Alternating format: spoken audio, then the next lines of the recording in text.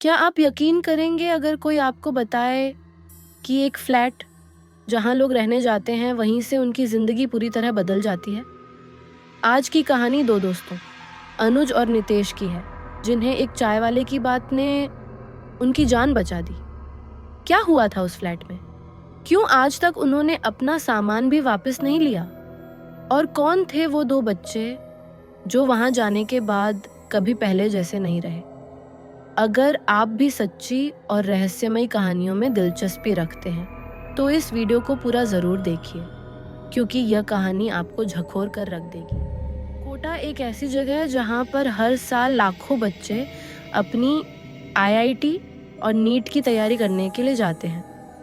पर क्या आपको पता है उसी कोटा में कई सारी ऐसी कहानियाँ बसी हुई हैं जिनके बारे में शायद कोई बात भी नहीं करना चाहता।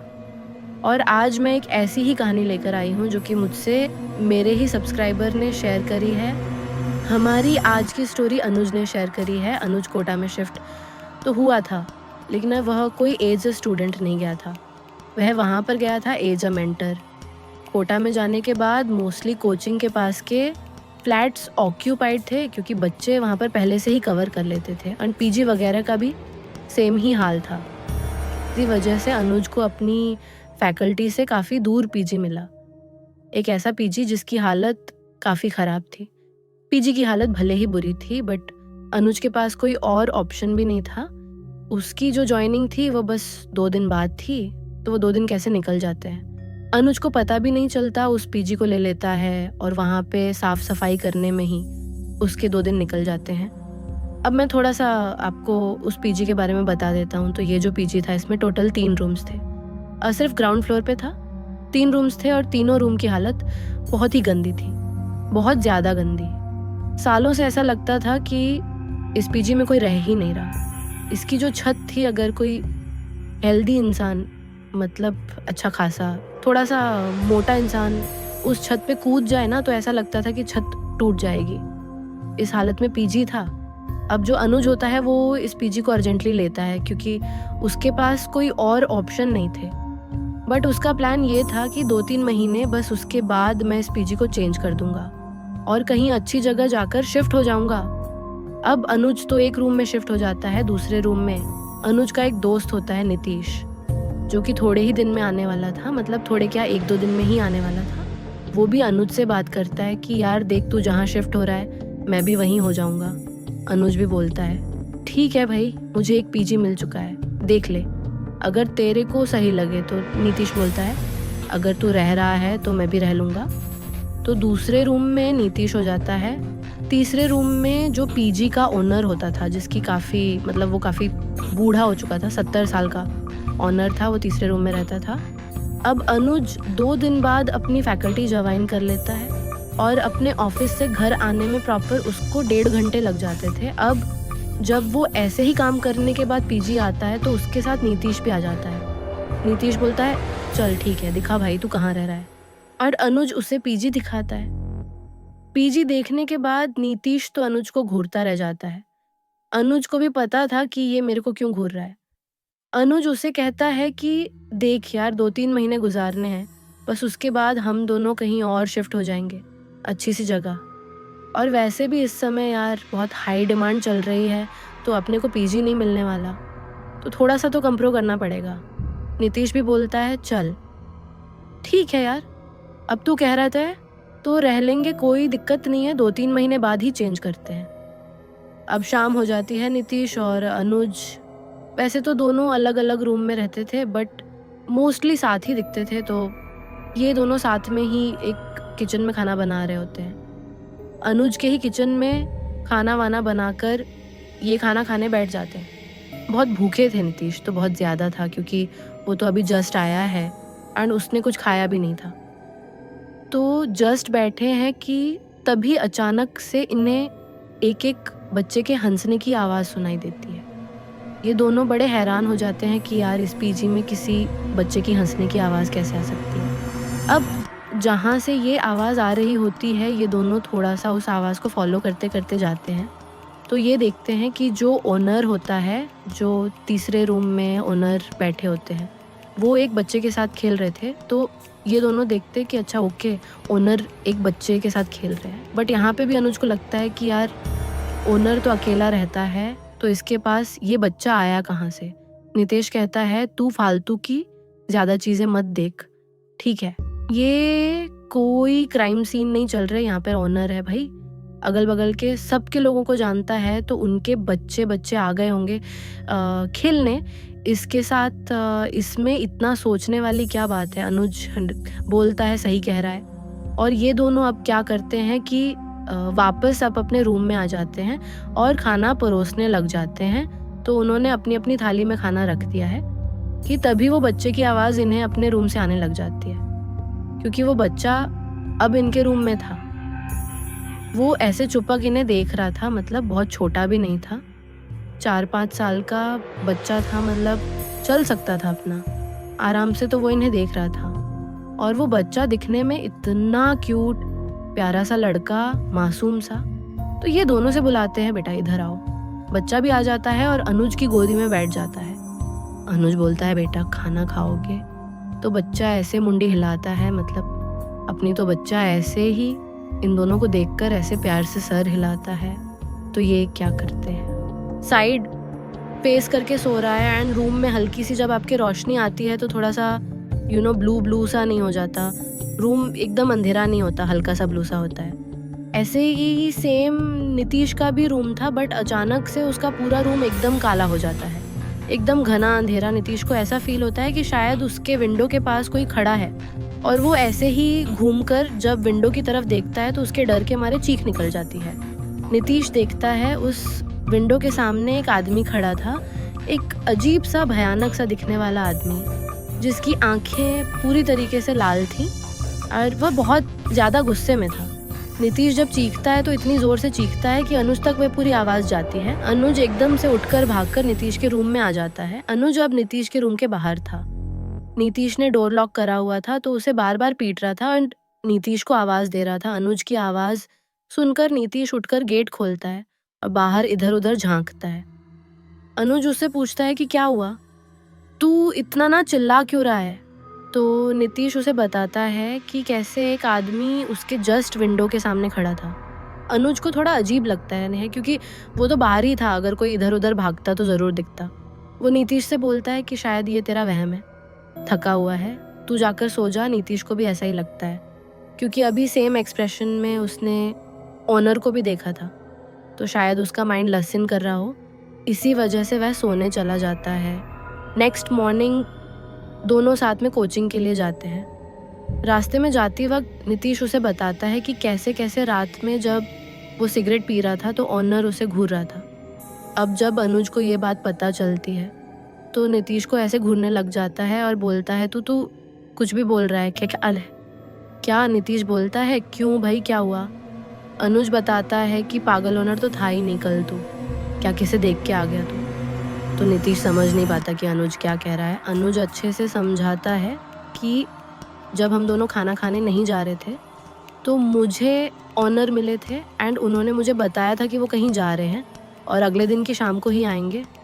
तो मतलब कि ऑनर तो था ही नहीं वहाँ पर, तूने किसको देख लिया?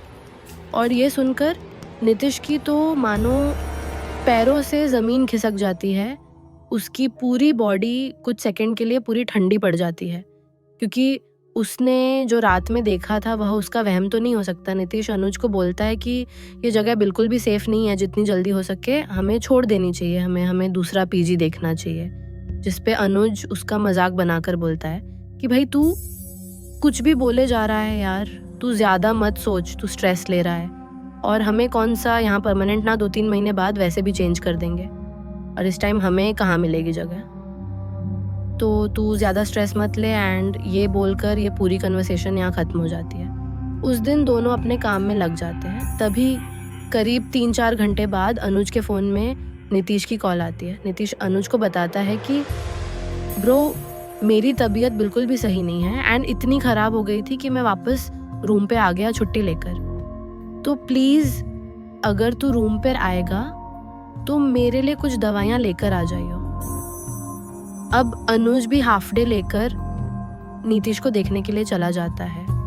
वो अपने पीजी में एंटर ही कर रहा था कि जस्ट पीजी के बाहर उसे वापस से वो बच्चा दिखता है, वही बच्चा जो उस दिन शाम को उनके साथ बैठ के खाना खा रहा था, रोहन।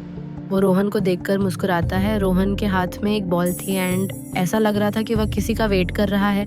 अनुज जाता है एंड रोहन के सर पे ऐसे हाथ फेरता है। हाथ फेरते ही अनुज को बड़ा अजीब सा फील होता है, राइट? क्योंकि उसे ऐसा लग रहा था जैसे कि उसने किसी सड़े गले मांस के ऊपर हाथ फेर दिया हो। क्योंकि जब वो रोहन के सर पे हाथ फेरता है तो ऐसा लगता है जैसे उसके सर का हिस्सा थोड़ा सा धंस गया है अंदर, जो अनुज को बहुत शॉकिंग लगता है। वो एकदम से हाथ हटा देता है और वहाँ से चला जाता है। अनुज को उस बच्चे को देखकर ना जाने क्यों पर थोड़ा सा डर लग रहा था, लेकिन वह माइंड ना करते हुए नीतीश के रूम की तरफ बढ़ता है। लेकिन जैसे ही वह नीतीश के रूम के पास पहुँचता है, वह देखता है कि उसके रूम के डोर पर ताला लगा हुआ है। अनुज काफ़ी कंफ्यूज हो जाता है कि नीतीश उसे बुलाकर खुद कहाँ चला गया। वो उसे खोजने के लिए छत की तरफ बढ़ता है। जैसे ही वह नीतीश की विंडो क्रॉस करता है, उसे नीतीश के फ्लैट में किसी के होने की झलक दिखाई देती है। नीतीश की रूम की विंडो हल्की सी खुली हुई थी। अनुज धक्का देकर पूरा खोल देता है एंड फिर जो उसे दिखता है उसे देखकर अनुज की पूरी बॉडी फ्रीज हो जाती है, क्योंकि उसके सामने वही लेडी थी जो उस दिन अपने बच्चे को लेने आई थी। एंड इस बार वो कोई नॉर्मल तरीके से नहीं, बल्कि वो नीतीश के रूम के पंखे से लटक रही थी। अनुज ये देखकर कुछ एनालाइज ही नहीं कर पाता। वो बस फ्रीज हो चुका है। उसे समझ नहीं आ रहा कि मैं क्या करूं।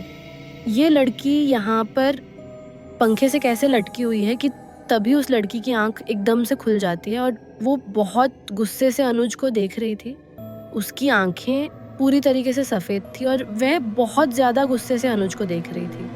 अनुज ये देखते ही एकदम से गिर जाता है। उसे समझ नहीं आ रहा था उसने क्या देख लिया। वो कैसे तो करके लड़खड़ाते हुए खड़ा होता है और वहाँ से भाग जाता है। भागते हुए वो नीतीश को कॉल करता है और जो नीतीश जब कॉल उठाता है तो अनुज तो मानो पागल ही हो जाता है, क्योंकि नीतीश उसे बताता है कि वो तो अभी भी कॉलेज में है। एंड अनुज इतना डरा हुआ क्यों लग रहा है। अनुज को समझ नहीं आ रहा था कि अगर नीतीश सही में कॉलेज में है तो उसे जो कॉल करी थी, जो ये सब बातें बताई थी कि मेरी तबीयत ठीक नहीं है, ये सब क्या था। कॉल पे अनुज बेहद घबराया हुआ था। उससे आवाज से डर साफ लग रहा था। नीतीश उसको कहीं कंफर्टेबल जगह जाने को बोलता है और खुद भी कोचिंग से हाफ डे लेकर अनुज के पास पहुंचता है। अनुज एक चाय की टपरी पे था। अनुज की पूरी बॉडी शिवर कर रही थी।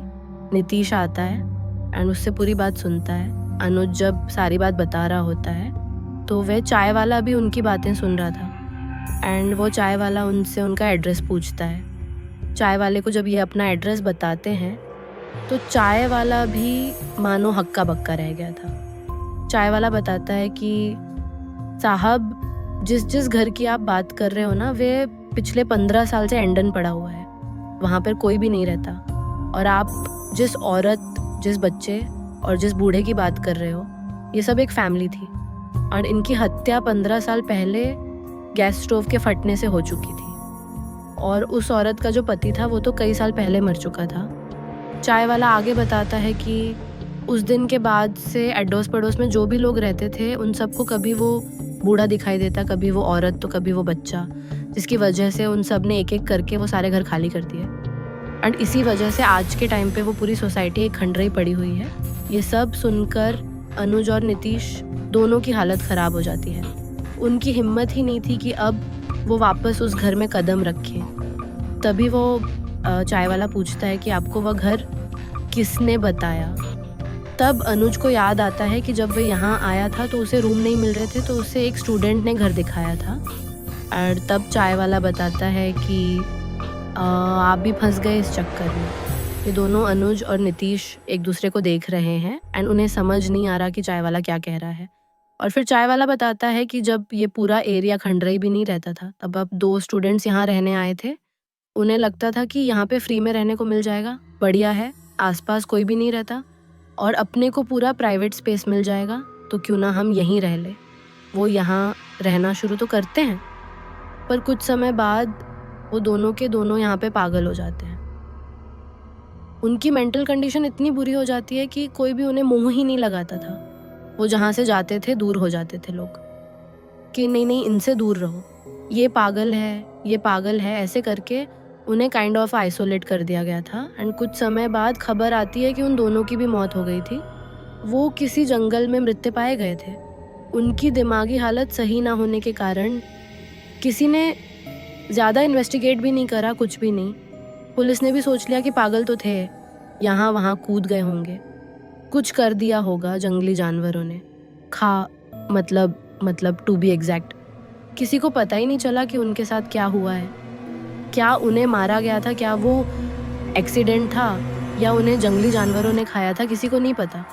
सिर्फ एक चीज़ थी जो सबके कानों में आई थी, वो ये थी कि इन 2 बच्चों की मौत हो चुकी है और कहा जाता है कि उन दोनों में से एक की आत्मा अभी भी भटकती है।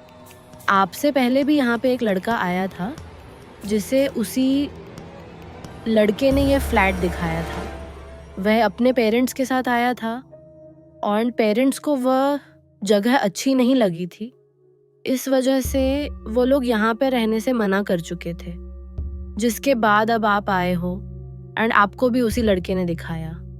ये सुनकर अनुज और नितेश दोनों की तो हालत पूरी तरीके से ख़राब हो चुकी थी। वो उसी समय उस फ्लैट को छोड़कर किसी और जगह शिफ्ट होने का डिसाइड करते हैं। अनुष्का तो ये भी बताना है कि आज तक वहाँ पर उनके कपड़े, उनका सामान सब कुछ पड़ा हुआ है, फिर भी वो वहाँ नहीं गए। उन दोनों ने करीबन 3-4 दिन अपने दोस्तों के पीजी में गुजारे एंड उसके बाद फाइनली एक अच्छा सा पीजी, जिसका दाम थोड़ा सा ज़्यादा था बट एटलीस्ट वो सेफ था। उधर आपकी जान सलामत थी और इसीलिए अनुज और नीतीश उसी फ्लैट में अब शिफ्ट हो गए हैं। तो ये थी दोस्तों अनुज और नीतीश की कहानी। उनकी किस्मत अच्छी थी कि उन्हें वो चाय वाला मिल गया जिसने उन्हें ये सब चीज़ें बता दी। शायद अगर वो चाय वाला ना मिलता तो उनकी हालत और ज़्यादा ख़राब हो सकती थी, क्योंकि हो ना हो वो दोनों वापस से उसी घर में जाते और अगर जाते तो उनके साथ क्या होता ये किसी को भी नहीं पता था। शायद उन दोनों का भी हाल उन 2 बच्चों की तरह हो सकता था जो वहाँ गए तो रहने थे पर फिर पागल हो चुके थे। सो या दैची पे सब्सक्राइब कर सकते हैं, क्योंकि कई सारी स्टोरीज इस चैनल पे आती रहती है दैची।